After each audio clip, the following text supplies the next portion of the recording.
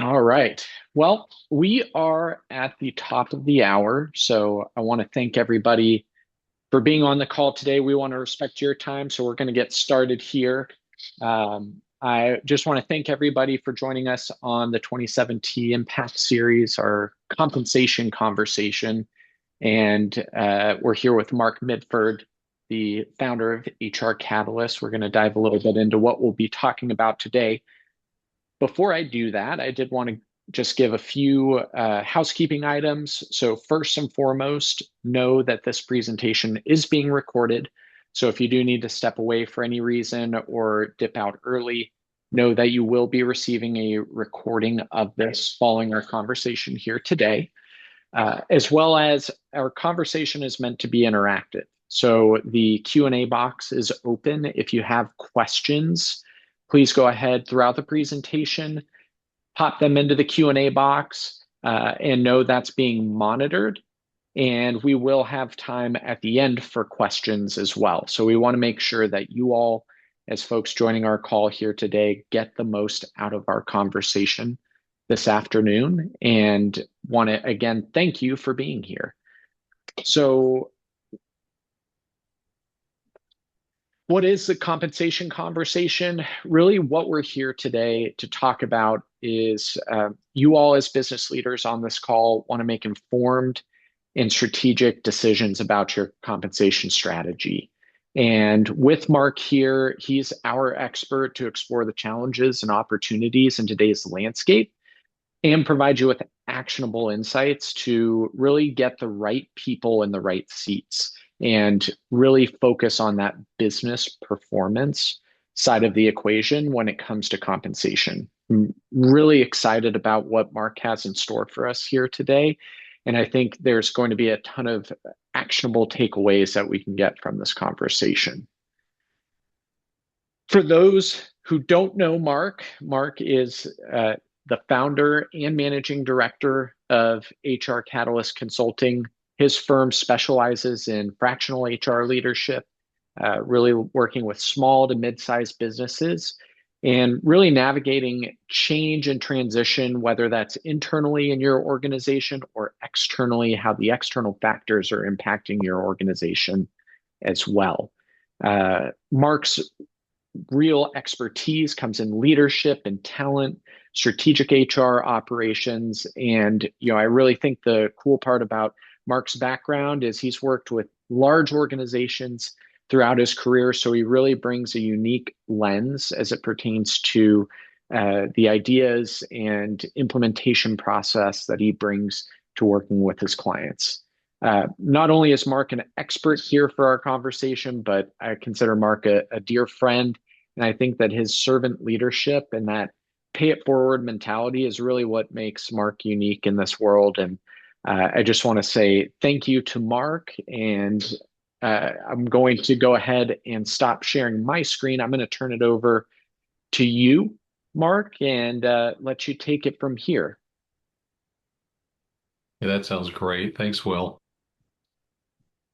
Yeah, welcome everybody. So I'm excited about being able to talk to you today about, as Will had mentioned, compensation. And yeah, so with that, let me go ahead and actually start sharing, moving over to the slides here that I have, and let me share. And I think I'm not sure if Will, let's see here. Sorry about that. I'm just going to move over my slides and then I'll start sharing a little bit more about what we're going to talk about today. So with that, let me pull up my slides and yeah, so hopefully you can see those now. We can And see we'll him. do, okay, great. So let's see here. I'm going to blow those up just a bit for you. Hopefully it's not too much of an eye chart. But yeah, what I'll do is I will go through the slides themselves, and as Will had mentioned, we're going to be talking about a number of things today. And please, we want this to be interactive. So this is not Mark just talking and presenting numerous slides. This is going to be interactive. So if you have questions, Will is going to be been gracious enough to say he's going to actually look at keep an eye on the chat. And I know we've got more people joining in right now, so that's great. So he'll be keeping an eye on the chat, and if there's a question that comes up, then that's pertaining to what I'm going to be presenting today, and then you want to have and it makes sense, Will, to just present that. Just stop me where I'm at. Feel free, and then I'll jump in where I was at, and hopefully we won't I won't lose my place along the way. So it's a but yeah, so we're going to talk a little bit about compensation trends in 2025. Obviously, a lot of the data that's out there is going to be age data, so we don't have anything that's really current for 2026. So anybody who's been around HR for a number of years, you understand all of the data is going to be the newest data that's out there is 2025 data. So we're going to be talking about that, the challenges, the changes in the labor market and just some of the things that they're salary planning for 2026. I know some of you might be in the midst of salary planning now. And so just because I was in corporate HR, as Will had mentioned, I was in corporate HR roles for about 24 years. And before I started HR Catalyst in 2013. So I've been through some of the pain from an HR perspective. And I understand that a lot of times the cycles go through performance reviews, then salary planning, then salary increases go into place maybe in March or April. So I think this is very timely. Can I talk about various variable compensation? Some of the things that small to middle-sized businesses need to be thinking about. How do we tie financial bonuses to performance? And we'll talk, and then we'll just share some resources around data and just some things there, and then we'll wrap it up with Q&A. So let me just go ahead and start jumping into the slides here. The market has changed. The labor market has changed slightly in the last 24 months or so, and it's always this continuum. So actually, both Will and I were attending a conference earlier this week on Tuesday, and they have an economist who presented from an organization called ITR. And it's really interesting because when you're looking at that next bullet there, the job market, it's almost a one-to-one ratio around jobs per people looking for jobs. And so actually that number should be just corrected just slightly upwards. They actually have 1.1 people seeking a job compared to job openings. If you looked at this from a relative perspective about 2 years ago, about 2 or 3 years ago, there were a lot more jobs available than there were applicants. So about 2.2 years ago was about zero point 0.6. So there was actually less than one person looking for a job for every job opening. So you can see how quickly it's changed. One of the other interesting demographics, which if you are assuming most of you are Texas based, the other big thing is our population growth continues to be unbelievable. So our population growth in Texas over the last couple of years, and actually the number the economist showed, which I'm going to trust her on that, is actually showed about 7% growth last year. So there's always this continuing influx of people. So with that, we have new people coming in here. Some of them may be relocating with their company, but a lot of them are going to be new job seekers. So we continue to add to the labor pool. Many candidates, some of the challenges we still struggle with, but I think a lot of companies and a lot of clients I talk to are making a mandate, or they made a mandate sometime last year around bringing people back into the office. One of my clients, a 500-person employer group, they're actually bringing everybody into the office in corporate roles, and they're actually having some people that are deciding to quit. So this challenge around hybrid remote, and I know some of you, the jobs are in office, and so I think we're hitting a new norm, whatever that new normal looks like. There is an expectation, whereas a couple of years ago, I think so many applicants were looking for remote positions only. So that's another dynamic which could add some complexity to a compensation perspective, but I think that's smoothing out as most things go. Candidates, a lot of times too, job candidates, they're looking for pay that maybe they're actually not qualified for that type of pay. You may have a position as an accountant, and that person, maybe the accountant role needs 5 to 7 years of experience, and maybe you want a master's degree. that candidate now with 5 to 7 years experience with maybe an MBA, you may be the going rate you're willing to pay is $80,000, but that candidate may be looking for, or those candidates applying may be looking for $100,000 minimum. So a little bit of that's that challenging. It's kind of setting this new bar of equilibrium around the expectations of job seekers compared to, and a lot of them too, and I don't want to stereotype all my Gen Z and millennials out there, but a lot of Gen Zs are like, they're like, well, I'm going to be a general manager, I'm going to be a VP within 3 or 4 years. It's not the way, and then, then reality sets in. So it's just kind of, refactoring that and understanding that kind of that setting that of reality. So these factors all create this whole an interesting labor market right now. Um, you know, the other big thing is the challenging labor market. There's still a lot of good candidates out there. Interestingly enough, for a couple of clients, just recently in the last few months, we've landed very qualified candidates into a couple of different roles. These were actually HR roles specifically. So, yeah, so there are still and we got a really good applicant pool. We were able to hit right within the benchmark compensation we actually were trying to achieve. But still, you have that challenge that you have to reset or set expectations for some of those job seekers, especially sometimes if they are those younger job seekers in that, possibly that 30 years old and lower. You've got to really recalibrate. And this is what the going market is for the position. And I just have an example there, but I won't dwell on that for too long. But remember, also, not all of your employees are equal. And I think a lot of you would say, well, they're all great contributors, they're all A players. But I think a lot of times, if you really reflect on your people, you've got to continue. And this is something, again, I've been in HR for a long time, actually over 3 decades. You always have to do the foremost, the utmost to protect your top talent. And when I look at that definitionally, you're talking about 10, 15, 20% of your people who are your A players, your rock stars, whatever you want to call them, high potentials. You really need to do a lot to retain them because those are the ones who are driving your company forward. And we don't have time today to talk about that in a great amount of deal. But what are you doing to identify your top people? And what are you doing to retain your top people? So whatever you're doing there, you need to make sure you're paying them extremely well against what the benchmark is for that position. And we'll get into the benchmark in a couple of slides. And you may expose some other people to exit if you really start to differentiate pay. But at the end of the day, my basis, especially now that there are more job seekers out there in the labor market, if you have a person who is a C player on a good day on your team, I would try to make a very solid argument to you to say, you know what, that C player may be able to be replaced by an A or B player. And that's something philosophically, there's a ton of books on this, but there's a great book out there called Top Grading and that goes into that philosophy. But what are you doing to continue to improve your talent pool internally? Um, Hiring and retention challenges, quiet quitters, they still live in our business. Those are those people who are typically, if you look at engagement, most organizations, again, just statistically, about a third of your employees are engaged at work.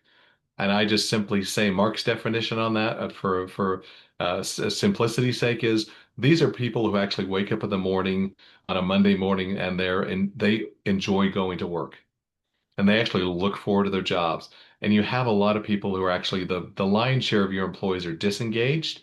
They do what it needs to do to get the job done, but they're not going to give any more than what the job entails. So that's about 54% of your population are those disengaged employees. And then you have your worst case scenario is actively disengaged. In a lot of cases, those are correlated to your performance issues, absenteeism issues, possibly if they're in a customer facing role, they're rude to the customers. So again, what are you doing about that population there too? Pay is a major factor in retention, as I mentioned earlier, but the reason people leave is they don't trust or they don't respect their boss. It's not that oh, my CEO's great, my general manager's great, my president's great. It's, you don't work mo in most cases, your employees don't work and interface directly for the CEO or the president of the business. So it's really making sure anything you can do to equip your leaders to be your first line leaders to be successful in their role and to be good leaders is paramount because that's why a lot of people leave the organization because their managers are really not equipped to be successful as leaders within the organization. And the other big thing is for when you're looking at high potentials, they want another reason sometimes they are challenged to retain. It's one thing is pay, but the other big thing is growth opportunities. So what are you doing to help them grow? And asking them those questions directly. What do you want to do next within your career? What do you want to do within the next 1 or 2 years? So slight digression there off of compensation, but I figured I'd just throw in that little tidbit for to give you a couple more extra nuggets there. Salary planning budget, not surprising. I think a lot of you already know that, but the salary planning budget for this year is 3.5%. It's typically vacillated slightly. I've seen it go down to 3%. I've seen it go all the way up to 4%. A couple of years ago, we actually had a 4% increase was the salary planning budget. And just to keep us all lockstep on the definition, the salary planning budget, the budget figure is based off of payroll. So if your payroll is $10 million, you take 3.5% of $10 million.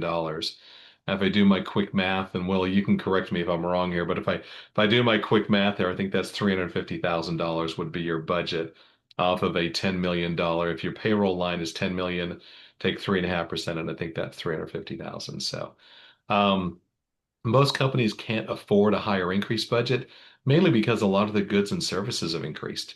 So it's just that a lot of the stuff you purchase has just gone up too. So you could say, I wish I could give a 5% increase budget, but if you do that, that's wonderful for your employees, but you may also drive yourself out of business. So it's that fine balancing line there, right? Um, and in many industries, the margins are so thin. I know that some of you may deal with really thin margins. Some of them are, professional services consulting groups are typically higher margin because their consultants a lot of times make three, four, $500 an hour. In a skinny margin business, all of you know that because anybody who buys food, grocery stores, they are typically run about 1.5 to 3% margin. So you just kind of look at two ends of the spectrum there. So salary planning, using your budget extremely wisely here. This next slide goes into a little bit more detail or specifically regarding the salary planning budget. So for instance, again, we're going to drive forward with a 3.5% budget because that's what we're up against right now. So the 3.5% budget going into effect sometime in Q1, let's say you're going to be getting ready in the maybe the end of March to give increases. You can still, in my thesis here or basis, you can still be able to give anywhere between a 0 and about an 8% increase based off of a 3.5%. And some of you may think, Mark, your math simply cannot work here. But as you kind of dial forward, and I've mentioned it a few times here, and I'll continue to mention it, reward your top performers. Make sure Mark, you're paying your top performers really good money. Yeah, Will. I'm going to jump in here just with a quick question from the audience. As it pertains to that 3.5% number Mhm. that you're referencing, i- are we looking at that number as coming as an aspect of maintaining a cost of living, or do you mind maybe revisiting that in a little more detail of how that number really comes about? Yes. Oh, sure. No, thanks, Will. Thanks for whoever asked the question there. Good question. So I'm one who cringes around when you say cost of living adjustment. A lot of people know that in the HR field is COLA. So your cost of living adjustment there, so or COLA. So in a lot of cases, I guess I'm a big proponent of not basing not this number is not based off of a COLA number.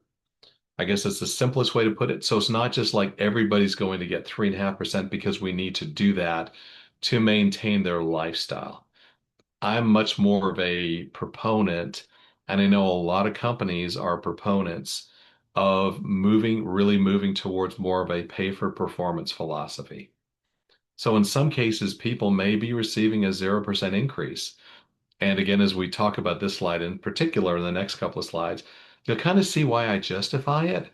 And sometimes it's tough to swallow because as we go through the slides, so if you look at the 0 to 8% increase based off of a 3.5% budget, top performers, if you look at it, if you look at item number four there as you go horizontally, so you may have some lower performers who are actually getting a 0 to 2% increase.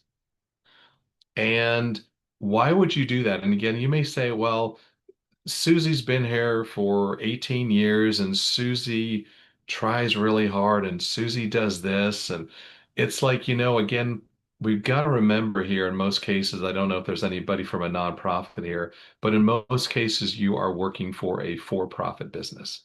You're there to make money. So, and the only way to actually to make the math work, just pure math here, if you're going to be giving some increase that are 5, 6, 7%, you've got to have some increases below the 3.5% average.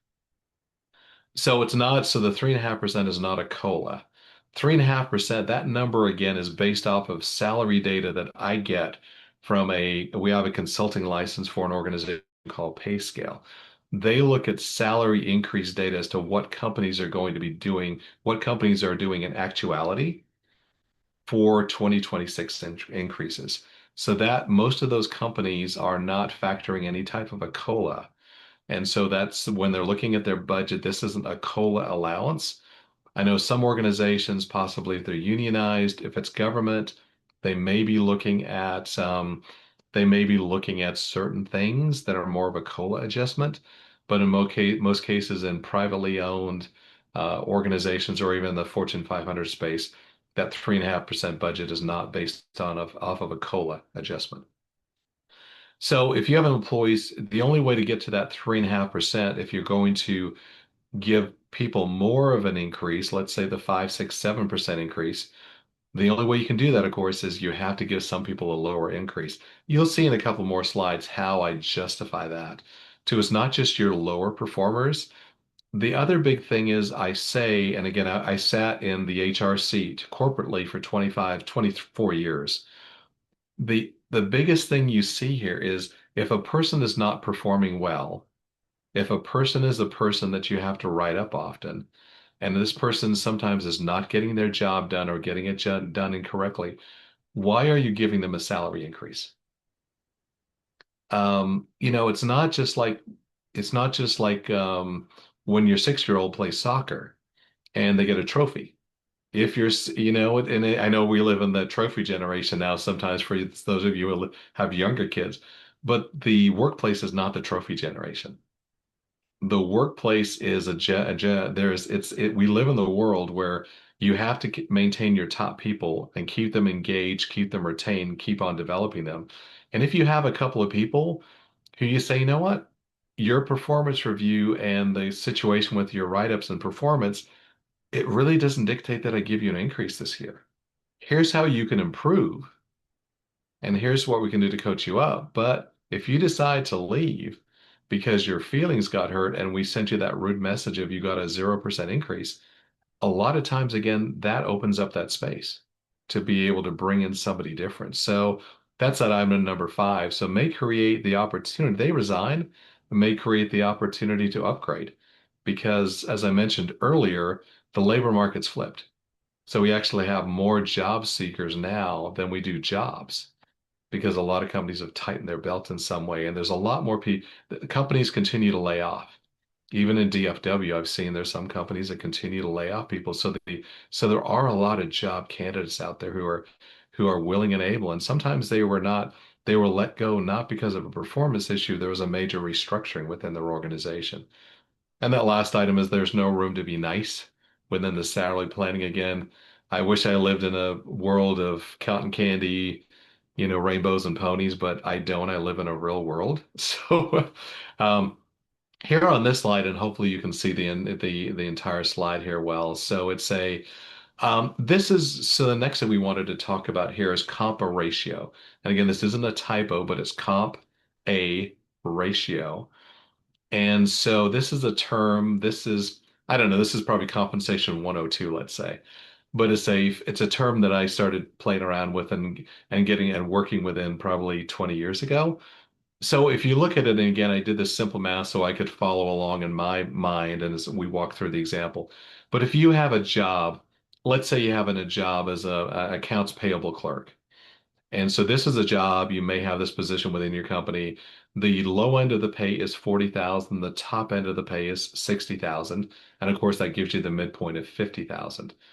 Then you look below the bars and you see employee number, there you got three employees. Whatever their names are, you can put in your names there for fun. But you have Sally, Jimmy, and Susie, let's say. And so, employee number one, and I won't get the names in here, so I'll mess it up. So, employee number one is right at the midpoint, $50,000 for that position. And again, this is what the position pays in the market. So, this is where these numbers are coming from. Employee number two makes slightly below that, 45,000. Employee number three, they make 54,000. And this is based off of what are their hourly rate or let's say their salary. So if you look at Compa-Ratio, you simply take the individual's pay rate by the midpoint to determine against the salary range. So when you look at so if you look at a Compa-Ratio of one, that would be that employee who receives, so that would be employee number one, they're at $50,000. So their Compa-Ratio is one because when you look at it, they're being paid 50,000 divided by 50,000 is one. The person making employee number two, they are currently making $45,000, so their Compa-Ratio is 0.9. And again, that's simple math there, 45,000 divided by 50. And so that comes up with a Compa-Ratio of zero point 0.9. For employee number three, they're at 54,000. Their Compa-Ratio is 1.08. So again, we're going to continue to track on that Compa-Ratio for a minute because it's highly important for you. So again, the basis is if the employee's at the midpoint, it's a Compa-Ratio of one. Below the midpoint is going to be less than one. Above the midpoint is going to be more than one.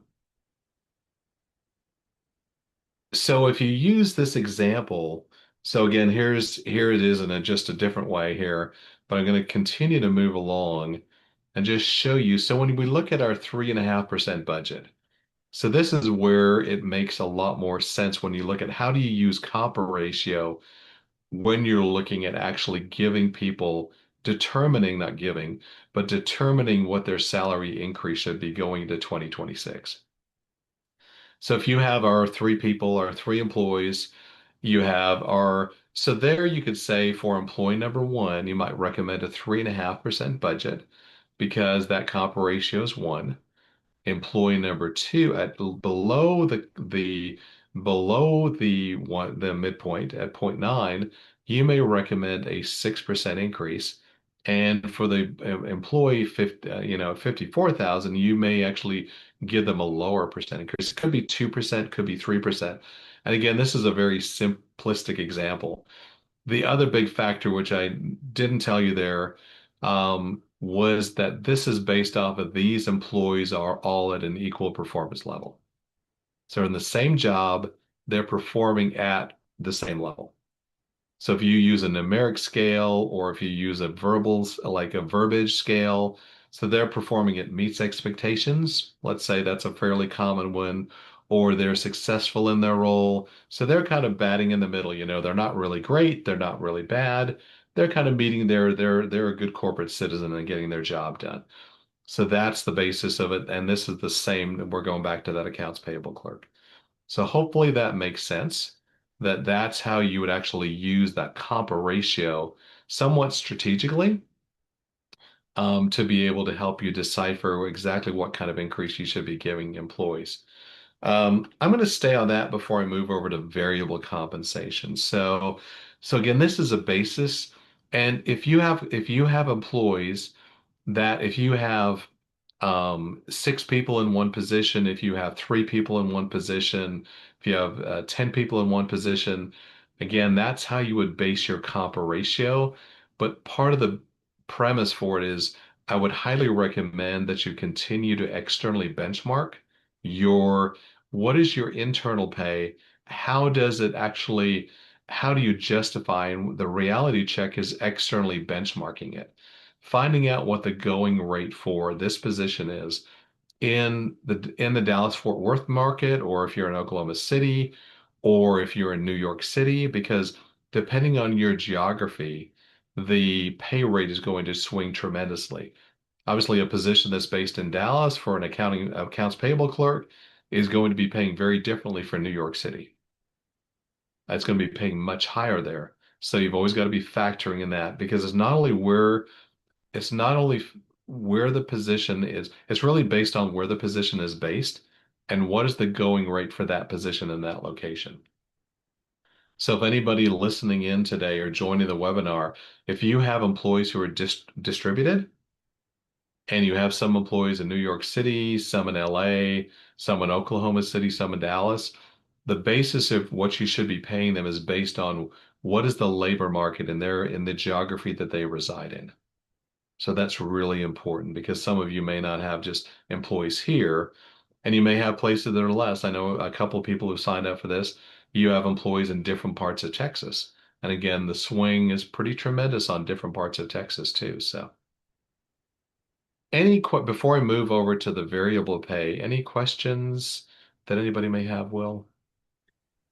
Uh, Not at this time, Mark. Thank you, though. Okay, sure. So variable compensation. So this would be, so typically when you're thinking about it, and depending on your compensation acumen, let's say, a lot of companies, they have a total compensation package. And your total compensation can be encompassed by many things. Quite often, what I usually look at is total cash compensation. So this might be the base pay or hourly rate. And then the variable component could be looking at a bonus plan that you pay annually or semi-annually. This could be profit sharing. This could be, so it could be something that's usually done in cash. And so this is where so the next couple of slides will focus on this. So when you look at a variable compensation package, the key thing is if you have one, are you trying to target all employees? Are you trying to target only managers and above? So if you're looking at, are you looking at people who have a managerial title who manage people? And so the key thing is if you don't have a variable compensation plan, who is your target audience for that compensation plan? So making sure you understand what that target audience is. And again, typically in my experience, when I've created these plans for clients, um, it really is based on the best way to do it, I think, to make sure we don't get too complicated, is that compensation target payout is usually based on off of a percentage of pay. So people who are maybe first line managers, let's say their pay would be their bonus potential for target is 10%. Perhaps at directors it's 20%, and perhaps at VPs it's 30%. So the key thing is because the normal rationale as to why would it be higher for a vice president? The key thing is that normally they will have more input and they'll have more influence over the revenue and profitability for the company because they're making strategically higher risk decisions for the organization. And the target bonus, as it mentions on one of those points, it is at risk. So if the company does not hit, let's say their target, let's say their top line financial goal, and some of them, let's say it's net income or profitability or EBITDA, whatever that bottom line is. Most companies they don't look at revenue, they look at bottom line. So let's say their net income or EBITDA number for 2025 to pay out a bonus was they needed to be making $2 million in net income. If the company made $1.8 million in net income, guess what? The bonus probably is not going to be paying out. So typically it's based off of bottom line, again, profit, net income, EBITDA, whatever that number is for you. And your finance team will help to devise that with the leadership team. Um, it's considered at risk because it is typically, if we don't hit that number, we're not going to be getting paid. Beauty of compensation and why I would highly recommend it, even if you're a 50 employee company, or if you're a 500 person company, or 5,000 person company, It's variable comp that it doesn't impact your payroll line. So this is almost like, let's say your cake is your cake is your base salary, your base compensation, base salary, hourly rate multiplied by 2080 times whatever overtime would be. But the good thing is with variable compensation, why it's so attractive for businesses, it does not impact your continuous payroll line. And this is something that would be paid out. If the company wins, then the basis is here that you win too. All employee companies, some of them will look at a profit sharing plan, which we won't go into today, but you may look at a profit sharing plan, which is somewhat similar, but it's slightly different on how profit sharing works versus a true bonus plan. So, as I mentioned before, and sometimes I get ahead of my slides here, but we mentioned, the 10, 20, 30 target. And again, this is targeted. So anybody who has a managerial title or manages people, their target bonus may be 10%, could be 20% for directors and 30% as for VPs, as I mentioned before. The target payout is based on base salary, and the target payout's only met if you hit the financial goals, as I mentioned on the last slide. So, again, the beauty of it is if the company does really, really well, there could be a chance or an opportunity for a bonus payment. The other thing I like to do too, and some plans I know some of you that I do know that I think are on this call, that are clients, sometimes to the company, which I do like, they not only look at financial performance, but they also look at individual performance. So they actually don't just look at, they look at the bonuses because you want to make sure you can still reward your best people. And so if you factor in that you have some of your top talent, your A players, your rock stars, whatever you want to call them, that it would have some sort of a sweetener, and that's based off of individual performance. So that person may achieve more than just 10%, for instance. This top talent, this employee that you really need to retain, they may be receiving a 15% bonus.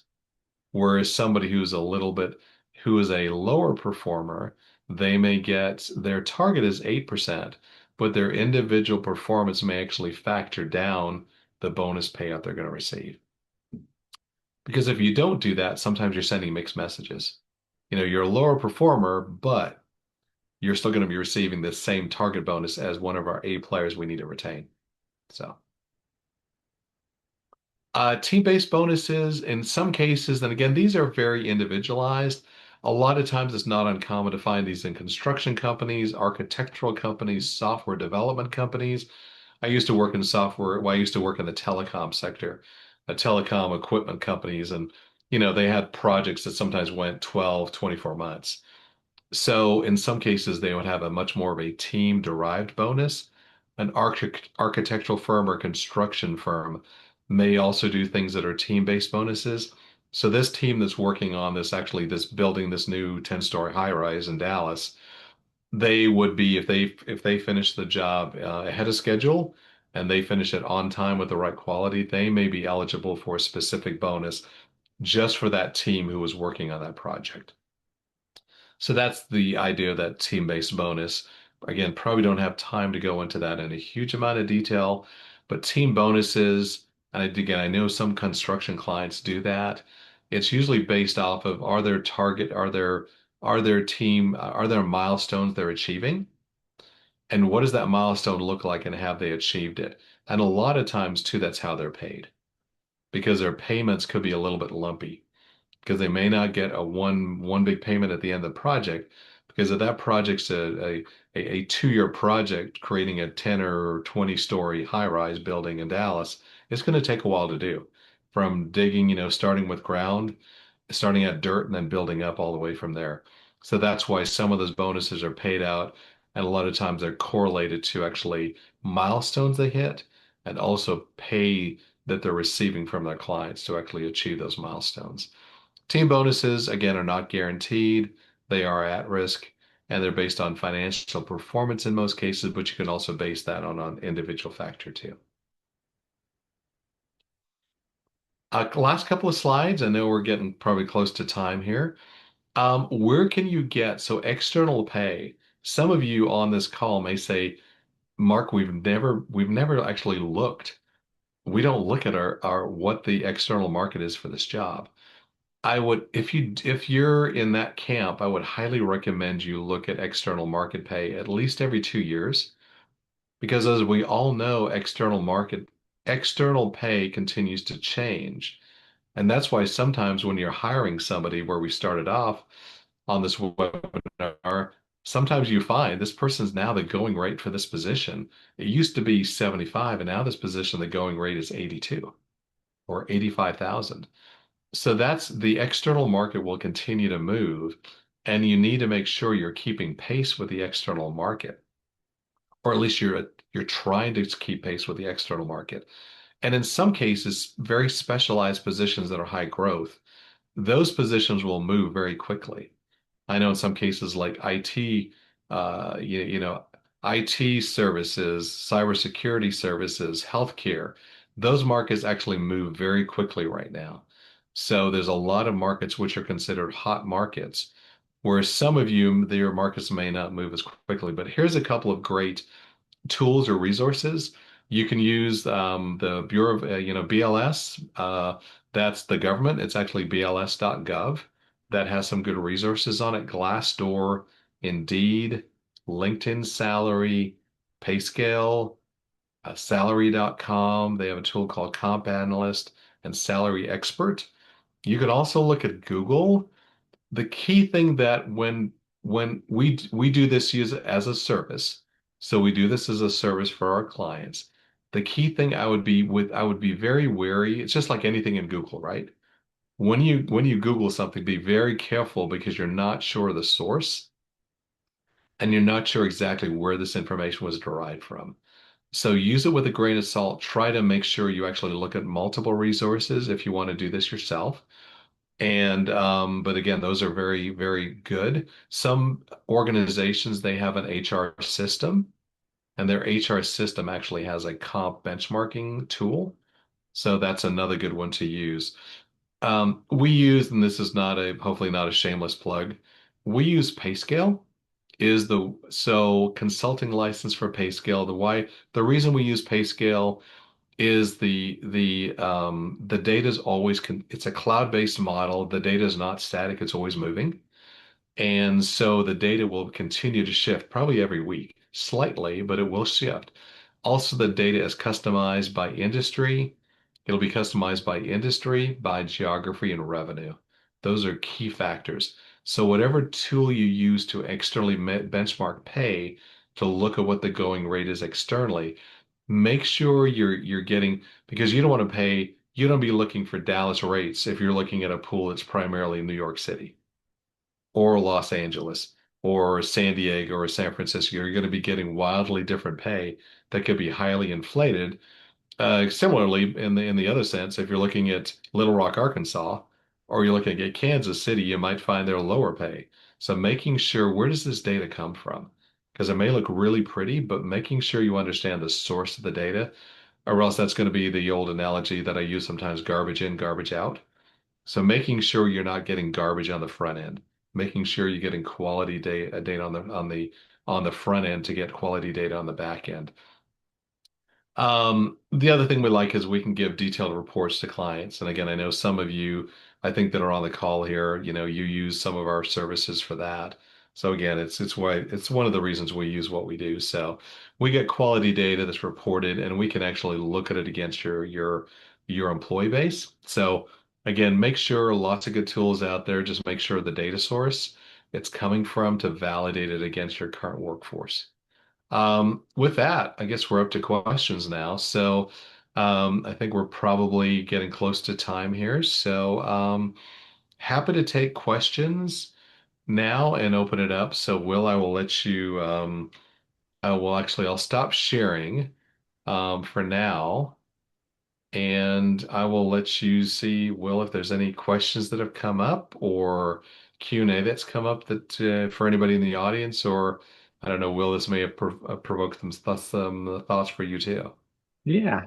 No, thank you, Mark. I thought that was really a great presentation, a great overview of how to view compensation strategy, especially with, as you mentioned, things changing so rapidly. I do want to put it out there for folks on the call that have questions. The Q&A box is open and active, so please go ahead and type away, ask those questions. We really want to make sure for those of you on the call, you get everything out of this that you can.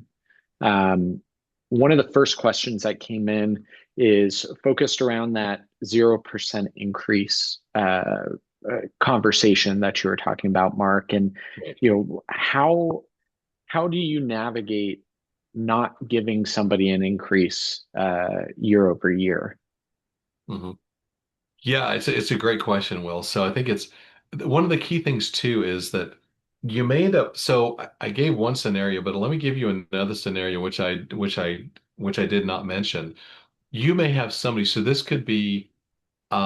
First of all, I'd say you frame it from we look at salaries, we look at benchmarking data continuously from an external perspective.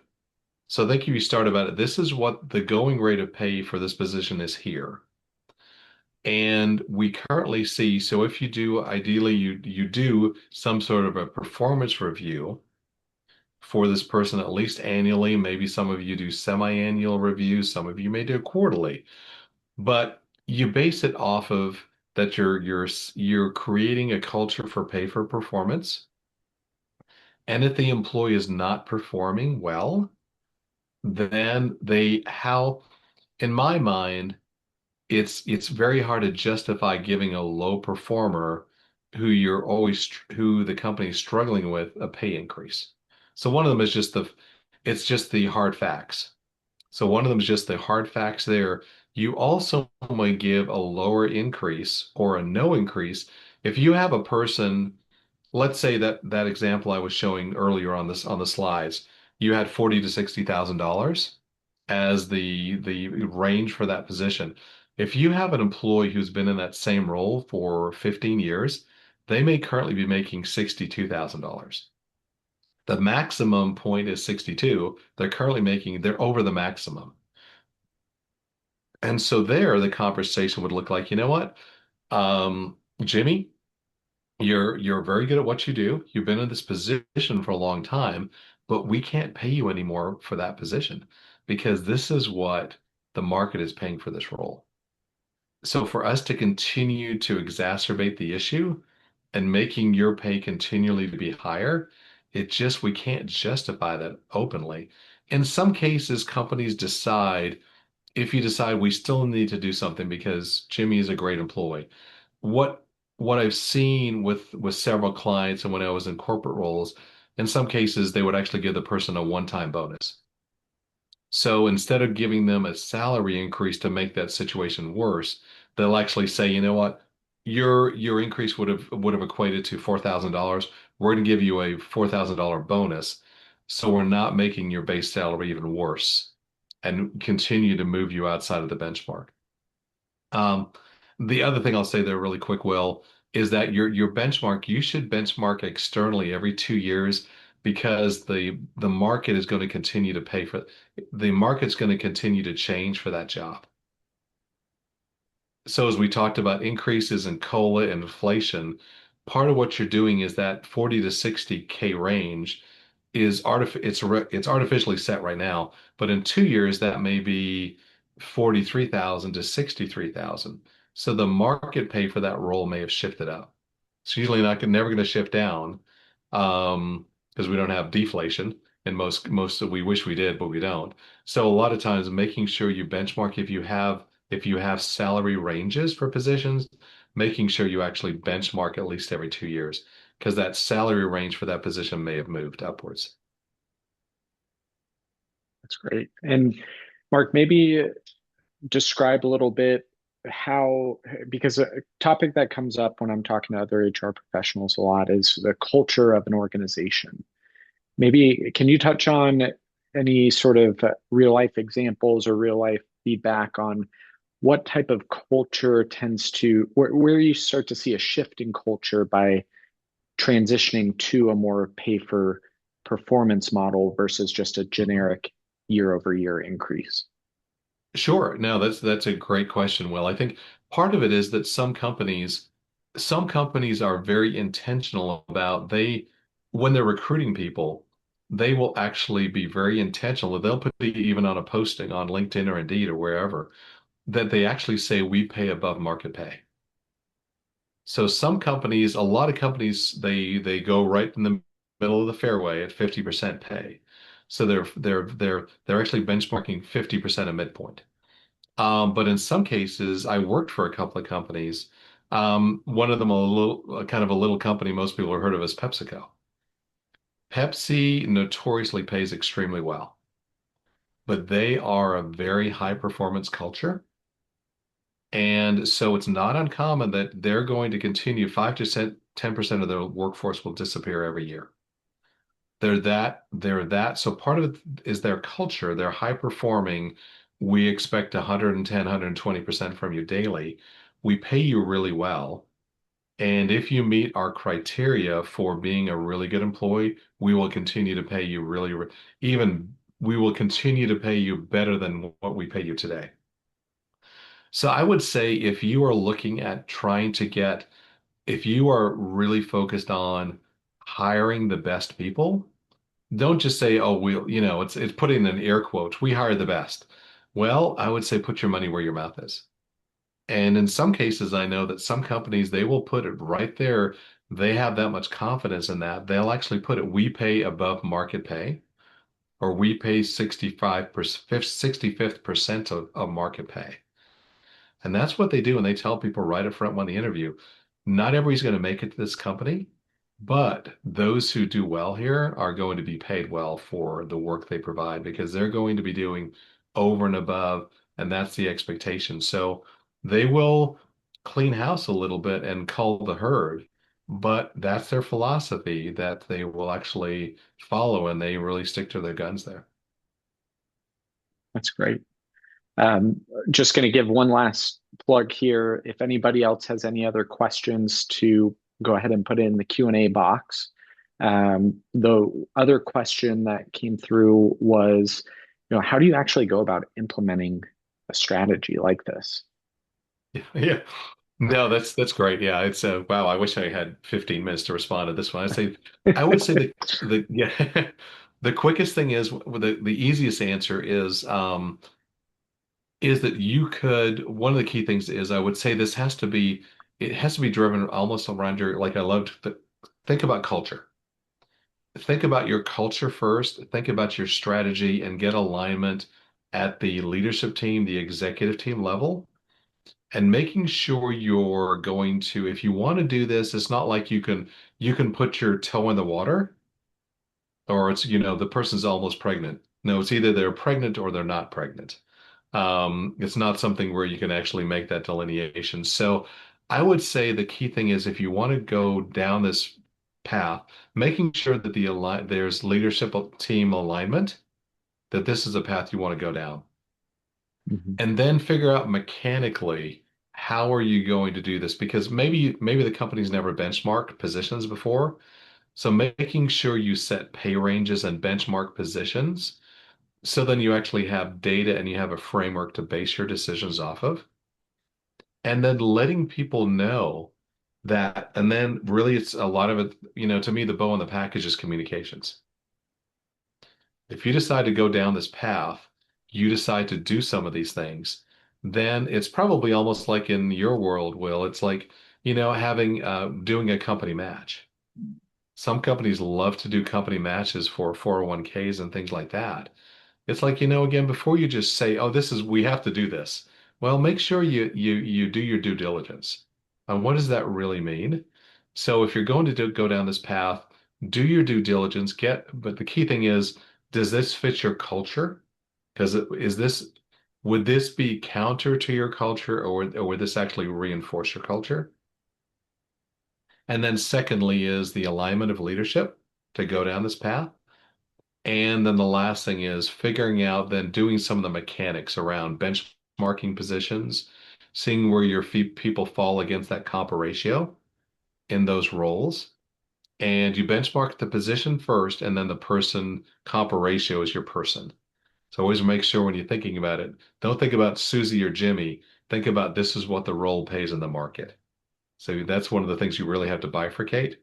You always start out with Mhm. role first, and then you go to the person, and that's where you use that dial a compa ratio and making sure you are paying your top people top dollar to be in that role. And when I say top dollar, let's say 75th percent of market, 75th to 90% of market pay. So you're not paying them at 100% or 120%. You're paying them at 75th to 90th percent pay if they are really good. So, yeah. That's great. Well, Mark, I really appreciate you taking the time here to have this conversation. I think everybody's going to leave here with a better understanding of compensation strategy and really having some great takeaways to go build into their business operations currently. I want to thank everybody for joining the call today. As a reminder, we will be sending out a recording of this webinar, so expect that probably late next week or early the following week after going through all of our editing process and all that fun stuff. But with that being said, if you have questions for Mark or myself, we'll include our contact information in the email that goes out to everybody. So I certainly want to say if you have follow-up questions, and Mark, I'm apologizing ahead of time for volunteering you for this, but No. um, we want to make sure that this is something that you all can access and utilize. And I think it's just such a great framework to take into probably the most important part of your business, which is paying people. So, Mark, thank you for the time. Thank you for Mhm. sharing your expertise with us. For those on the call, thank you for joining the Impact series here with us this afternoon. And I hope everybody has a great rest of the day, and we'll see you again soon. Great. Thanks, Will. Thanks, everybody.